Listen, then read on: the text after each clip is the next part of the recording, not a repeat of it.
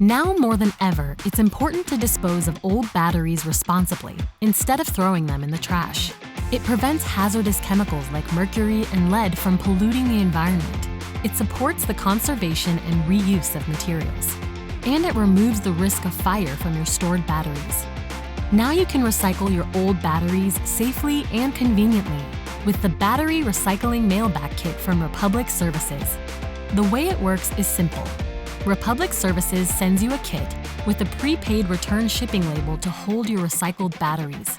Separate containers must be used for lead acid and lithium batteries because mixing them can start a fire. And if you mix any other battery types, be sure to tape the exposed terminals and wire leads, or place them in individual plastic bags to avoid a fire risk. Once it's full, request a pickup. Easy as that.